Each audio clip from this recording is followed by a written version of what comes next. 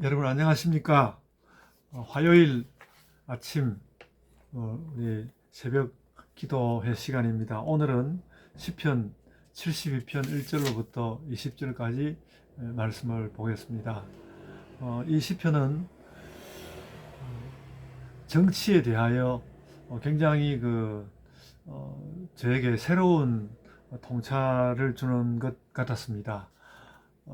우선은 그 1절 말씀인데 늘 보아오던 말씀인데 하나님이여 주의 판단력을 왕에게 주소서 하는 그런 내용이 들어있는데요.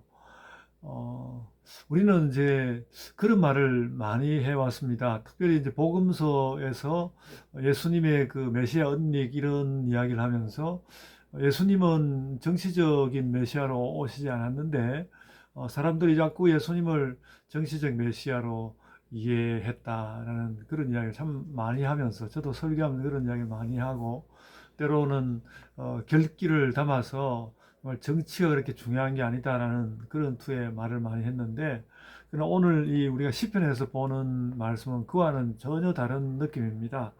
하나님의 판단력을 왕에게 주소서. 이 말은 그 하나님께서 하시고 싶은 어떤 다스림의 방식을 왕에게 주셔서 실제적으로 이 땅 가운데 왕을 통하여 정치가 그렇게 이루어지도록 해달라는 기도거든요.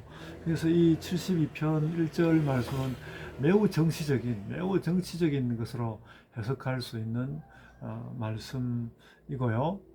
그랬을 때, 그 정치를 통하여, 그러면 하나님 뜻이 왕에게서 관철되는 그런 정치는 어떤 정치였을까라고 생각할 때 그 부분은 또 우리에게 상당히 희망적인 느낌을 줍니다. 4절을 보시면 그가 가난한 백성의 억울함을 풀어주며 뭐 이렇게 이야기를 해서 그러니까 하나님께서 왕을 세우시는 이유가 가난한 백성의 억울함을 풀어주는 것이다. 그러니까 이것이 단지 그냥 좋은 왕, 인자로운 왕의 인품을 이야기하는 것이 아니라 하나님께서 이 땅 가운데 왕을 세우셔가지고 어디로 끌고 가려고 하시는가? 그러니까 하나님께서 이 인간 세계를 향하여 가지고 있는 그 정치에 대한 그 하나님의 섭리는 무엇인가?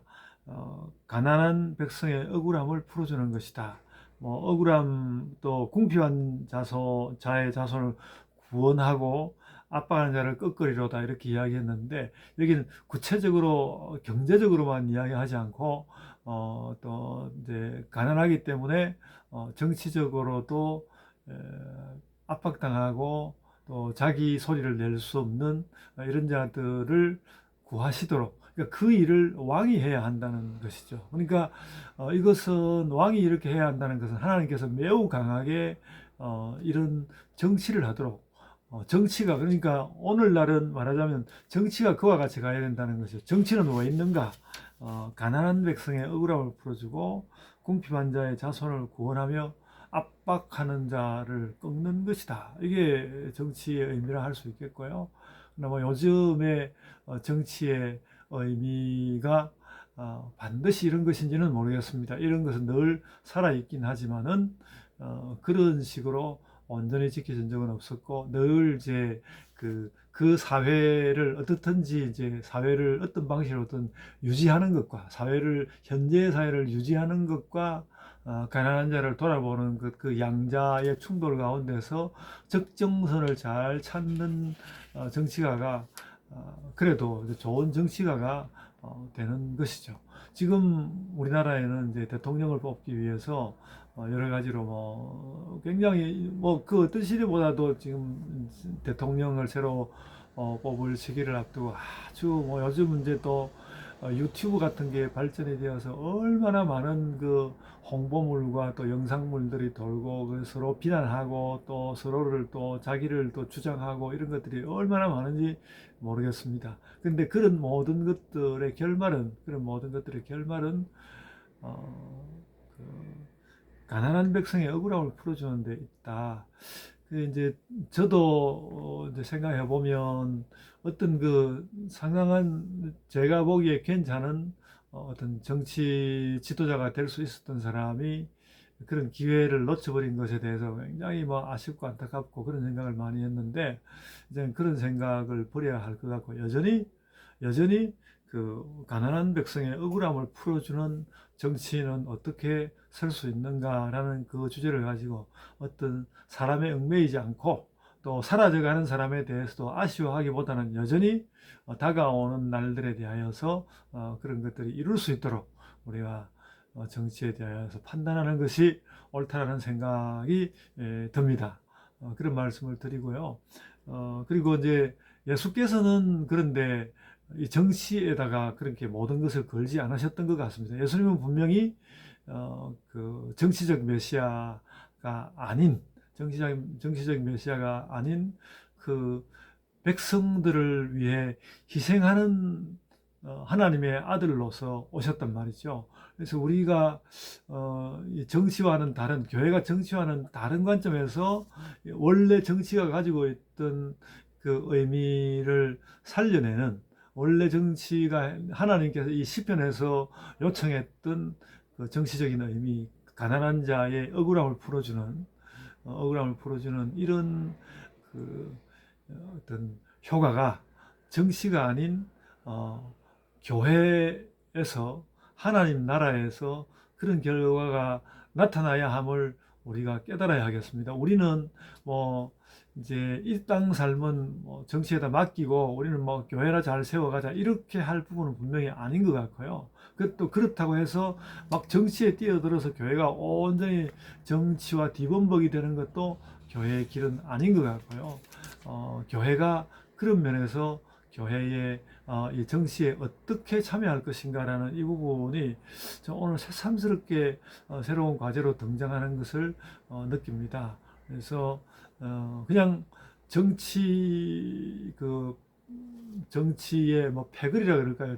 어떤 정치의 어떤 면에 편향되어서 휩쓸려 가지는 않으면서도 분명히 정치에는 정치에는 관심을 가지고 정치적인 그 무엇을 통하여 가난한 자의 억울함을 풀어주는 그런 정치를 세워가는 것은 무엇인가? 이게 교회가 깊이 고민해야 할 부분이라고 생각이 됩니다.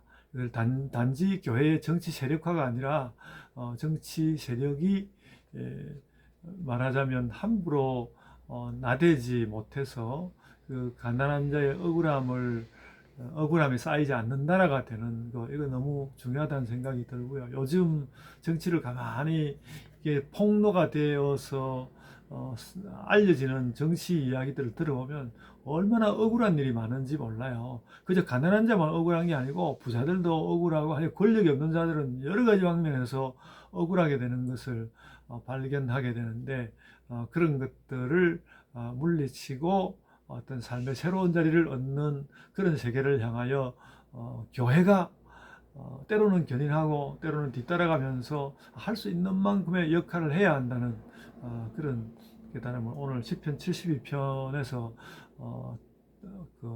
참 뜻하지 않게 발견하게 됩니다.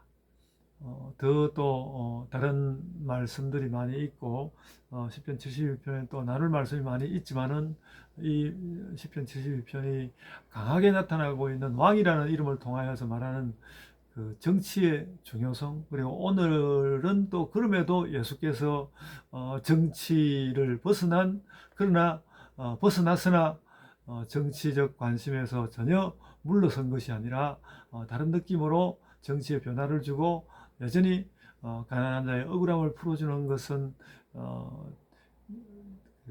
실현시킬 이런 삶의 길은 무엇인가 하고 교회가 깊이 고민해야 되는, 제가 지금 당장 그게 무엇인지 참 말하기 어려운 것 같고 그런 것에 대하여서 우리가 대답해야 한다는 그런 생각을 갖습니다. 다가오는 대선에 대하여서도 우리가 이런 관점을 가지고 그냥 내가 원하는 사람이 대통령이 됐으면 좋겠다, 혹은 또 내가 원하는 스타일이 좋겠다, 뭐 하여간 다 관점이 다른 거 아니겠습니까? 내가 지지하는 당이 분명히 옳은 것 같은데도 늘 지지율은 팽팽하게 여야로 이렇게 나뉘어 있는 것을 보면 한쪽이 잘 되기를 뭐 바라고 그런 것은, 그러니까 우리가 가질 수 있는 올바른 정치 이념은 아닌 것 같고요. 어떻게 하면 정말 당신이 가난한 자의 억울함을 풀어줄 수 있는가? 그것을 물어야 하고, 그리고 또 그것을 감시하고 이미 시작된 정부에 대하여서도 그런 것을 이룰 수 있도록 그런 길을 잡아가는 어떤 그 기독교인 내 자리를 우리가 알고 그렇게 살아가야 할 것 같습니다. 이제 제가 기도하겠습니다. 아버지 하나님, 은혜 주심을 감사드립니다.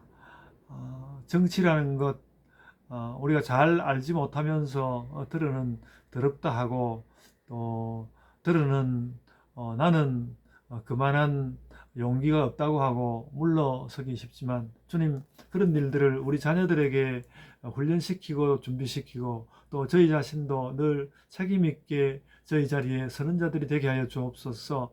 오늘 정치 자체보다도 더 연약한 자들의 약한 부분을, 그 억울함을 풀어주는 교회의 자리가 무엇인지 우리가 애써서 발견하며 애써서 찾으며 주님의 나라를 향하여 나아가는 자들이 되게 하여 주옵소서. 감사하옵고 예수님 이름으로 기도드리옵나이다. 아멘.